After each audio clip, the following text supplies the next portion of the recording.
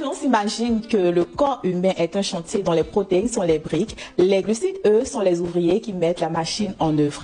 Première source d'énergie de l'organisme, ils sont les seuls macronutriments que le cerveau utilise et le cerveau en consomme 120 grammes par jour. Mais ce n'est pas tout.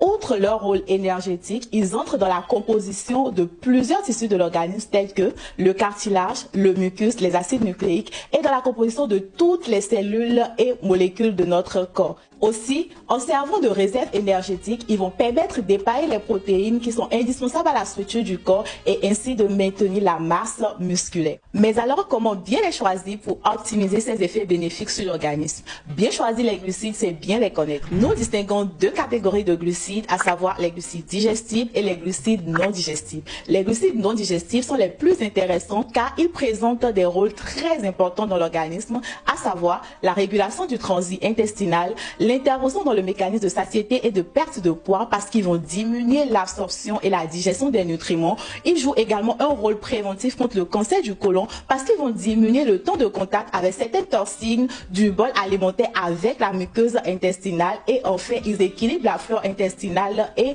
renforcent le système immunitaire. Ces glucides, encore appelés les fibres, sont distingués en fibres solubles et en fibres insolubles. Les fibres solubles sont par exemple les pectines qu'on va retrouver dans les pépins de pommes, fruits qu'on retrouve dans les agrumes, c'est-à-dire le citron, l'orange, la pamplemousse et j'en passe. C'est le mucilage qu'on va retrouver par exemple dans la banane plantain. C'est le bêta-glucane qu'on retrouve dans l'avoine, le quaker qu'on dit communément. C'est également les gommes qu'on va retrouver dans les légumineuses, vanzou, haricots rouges, niébé et j'en passe. Les fibres insolubles quant à eux sont par exemple la ligne, l'hémicellulose et la cellulose qu'on va retrouver dans les champignons.